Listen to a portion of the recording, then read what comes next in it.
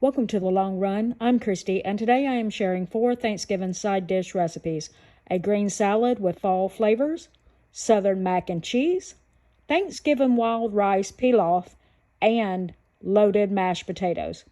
Just as a note before we get started, check below in the description box for the links for the full recipes, including ingredient amounts. Let's get started.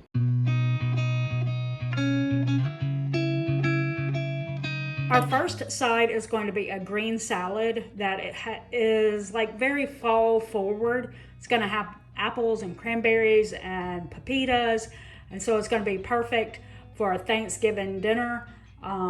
If you have somebody who really likes to eat healthy, then this might be a great addition to your side dishes, and they can eat it on the side of like some turkey or something like that. So the first thing that we're going to do is we're going to make an apple cider vinaigrette. I'm going to do this as a time lapse. I will have the recipe linked in the description so that you can check it out for yourself and see everything that you need to put in it. But these are the ingredients for it: olive oil, apple cider vinegar, honey, salt, pepper, and Dijon mustard.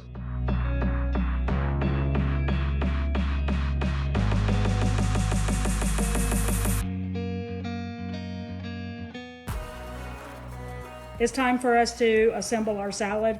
This is spring mix, and so you would use more than this, but I'm just making this for fewer people. But if you're doing this for Thanksgiving, just make it a bigger salad, and you'll get like four to six side salads, something like that. These are the pepitas.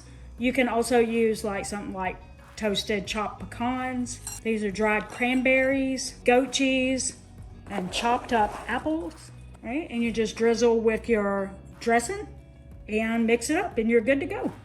All right, and that is the salad. If you want to make this ahead of time, just hold back the dressing and the apples.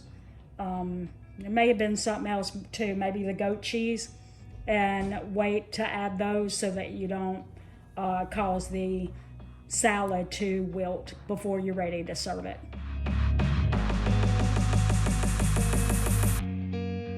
Tonight we're having mac and cheese, and if you are familiar with our channel, you know this is not something that I enjoy eating, but Joel does.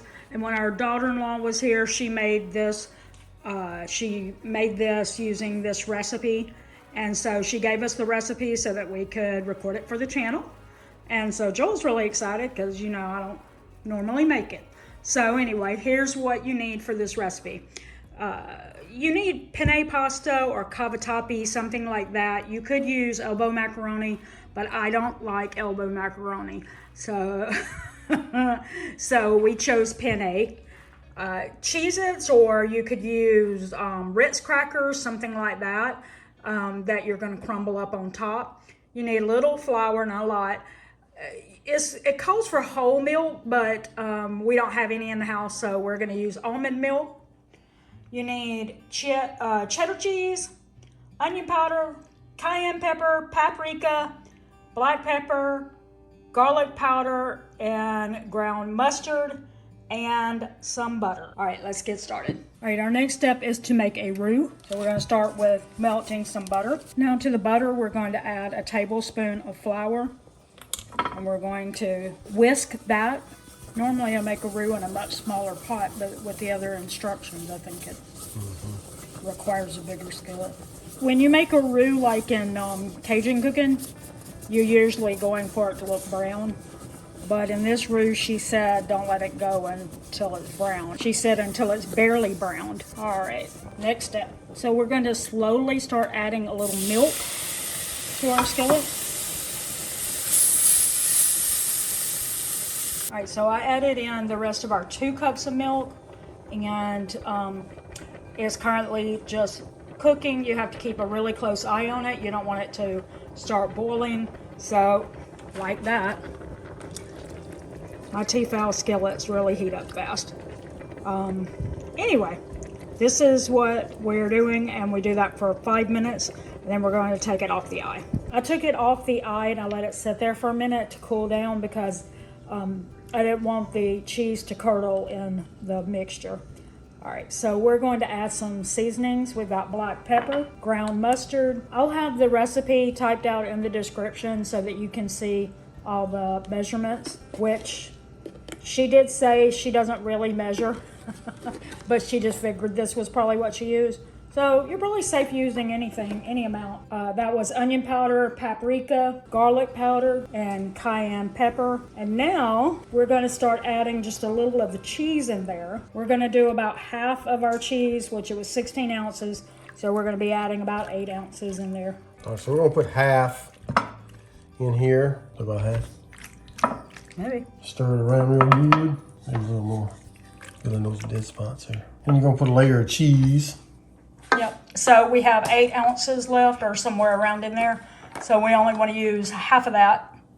So only like 4 ounces of your cheese. And are you supposed to put crackers here? Nope. Or are you just going, okay, more pasta or the rest of the pasta rather, right? Yep, the rest of it here. We'll spread that around. And can you guess what comes next? More cheese, More cheese. please. Use all the rest of that cheese. If you don't like a lot of cheese in your mac and cheese, then I'm sorry. He doesn't know how to talk to you. That's right. Yeah. He's just sorry. Sorry for you. He's just joking, guys. And now for the last step. Now, I think our original recipe called for Ritz crackers That's, yeah. crumpled up, but I told her I didn't like Ritz crackers. She said, oh, you can do Cheez-Its. I said, yep, you can. Yeah, he was okay when he heard Cheez-Its. He loves Cheez-Its, and he knew that we wouldn't have to use the whole box, so he gets a snack out of it. That's right. See, how convenient is that? I'll let it on the top here. I crunch too many. All right, so now we're going to put this in the oven, preheated to 375 for 20 minutes. All right, so here's the finished product.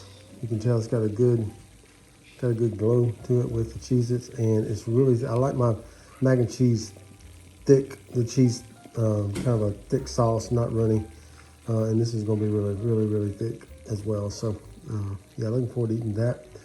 And this is a good fall side dish. Drop some comments below and let us know if you'd like to try this, or if you have a mac and cheese recipe that you'd like for us to take a look at. We'd love to do that because I love mac and cheese.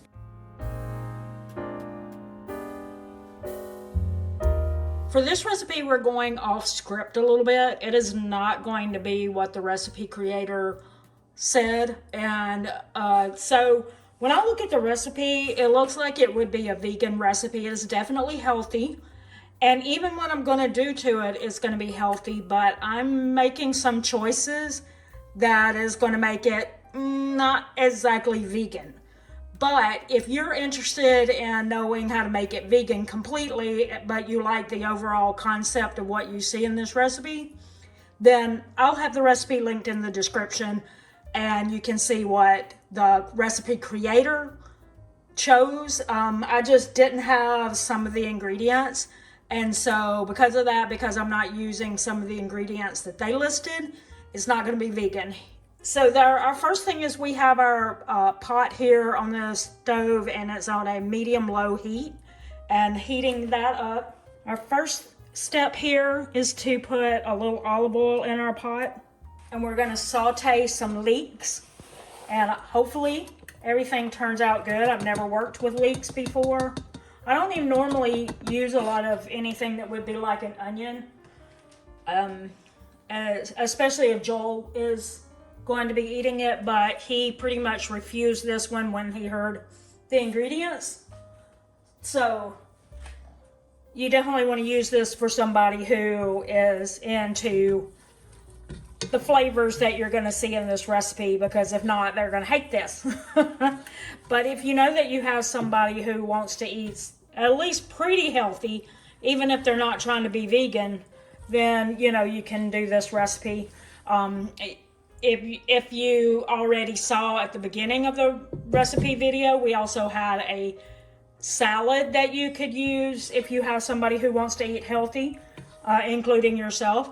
Try that one and this one, and then they could have that. And if they're not vegan, they could have some turkey on the side. And and they'll have a pretty healthy dish there. A pretty healthy meal, rather. Okay, we're gonna just saute this until it looks translucent. That's what we're looking for. All right, so I'm guessing this is what we're looking for. Like I said, I've never worked with leeks before. But anyway, so our next step is going to be adding a few ingredients. And before I do, I want to make sure that I explain why it's no longer vegan. The recipe is supposed to be for wild rice blend, and in the comments somebody asked her what she was referring to, and she said a certain brand, and it's a brand that only has rice blends in it. It doesn't have anything else. This is what I have. I get it from Aldi, and it is not exactly the same. And then she has a lot of like spices, like dried herbs, things that, well, they're not dried, but like the sprigs. And I thought, well, that's going to get expensive if I do that. So I decided to just go ahead with this, which would not be in that other kind that she talked about. It was just the rice and those. These have a seasoning packet. So I'm going to put the seasoning packet instead. But these seasoning packets do have like whey in them, so I know that, I think that cancels out being vegan, right? So if you don't want to use this and you want to go with the like sprigs of rosemary, thyme, and stuff like that, then again, the recipe will be linked in the description. But anyway, so at this point, we're going to start adding ingredients. We're going to add our packets. I had to get 2 boxes because it would take that many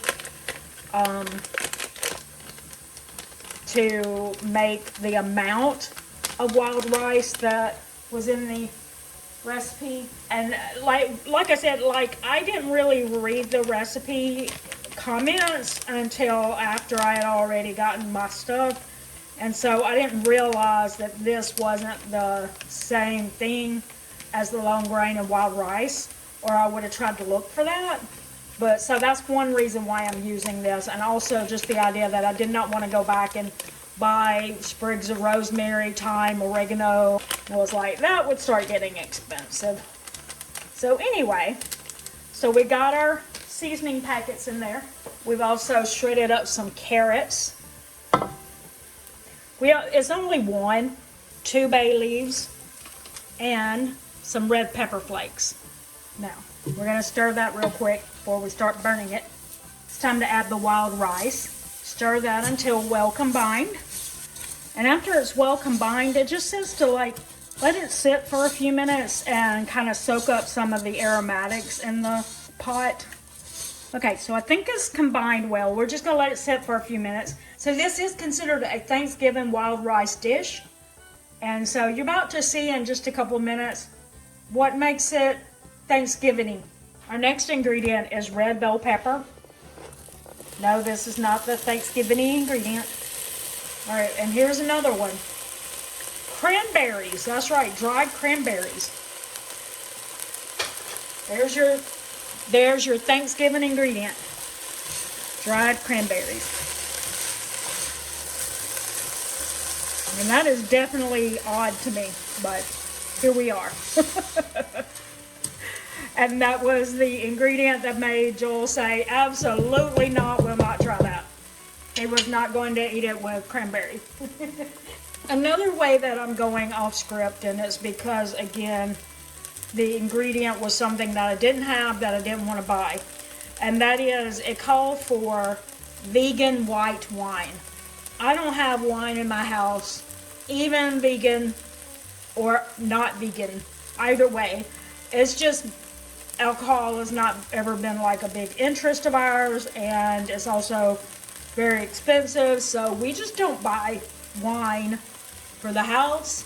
So instead, I'm using, well, you could use vegetable broth if you want it to be vegan, but I don't have any vegetable broth either. I make homemade chicken broth, so I'm using chicken broth instead. So that's another way that I just made it not vegan, but to me it'll still be healthy.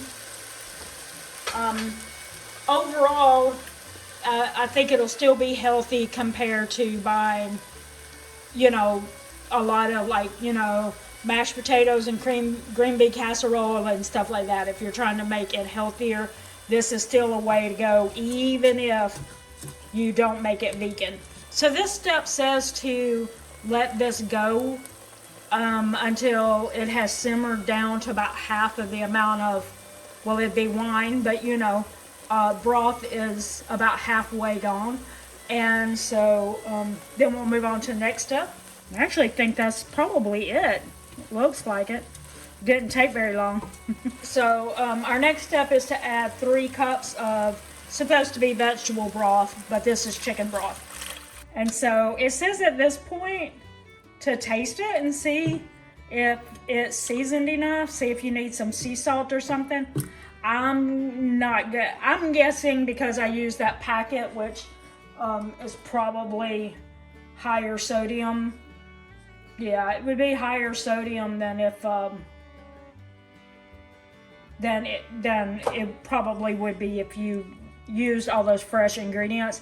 So I'm gonna guess that my rice is already seasoned enough because I used a packet from a store.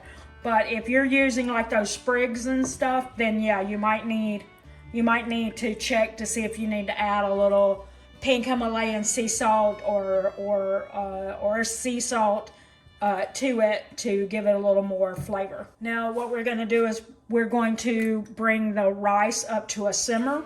So we have it to a simmer. Now we're going to drop the eye down to low and we're going to cover with a lid. Wildly, this goes for 50 minutes, but I'm not going to let you sit through the 50 minutes. I'll pick up in like a second due to the magic of YouTube. Okay, it hasn't been quite 50 minutes yet. I have about 7 minutes left on the timer, but I'm looking at it and my Tefal said always cook food faster than what is recommended. So I'm going to stop there. It says at this point, when you get to this point, that would be in 7 minutes, that you should leave it on the stove but turn the eye off and leave it covered for another 10 to 15 minutes as it continues to cook. But I really don't think this is necessary at this point. If you look at it, it looks cooked to me. So I'm gonna go ahead and plate this up and see how it goes, because I don't think it's necessary. All right, and here it is, the complete thing. Like, look how good that would be served on a Thanksgiving buffet. Let me see if I can get a little bite. I want to get some cranberries in there, so I make sure that I'm getting the cranberry flavor, because after all, that's what makes it Thanksgiving. Honestly, that's not bad. Honestly, I wasn't too sure about the whole cranberries and rice thing, but it's not too bad. I'll be honest with you, I'd be okay leaving cranberries out, because I know that this was the cranberries was the reason why Joel wouldn't eat it. But if you know that the person who you're cooking this for likes cranberries and wants to eat healthier, give this a try.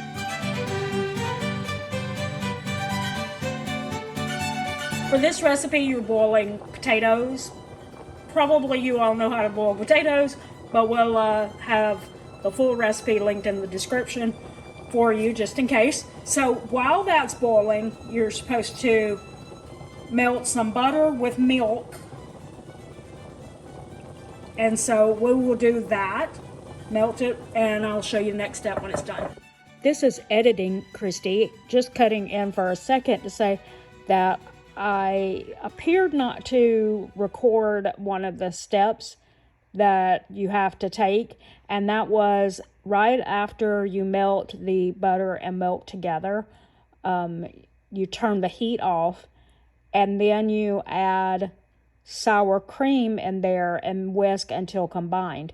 I personally did not use sour cream in this. Instead, I used some plain Greek yogurt.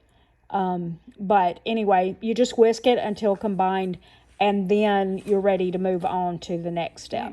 Now we're adding the mixture, and now we're supposed to combine that. Next step is to take those potatoes and put them out on a baking dish.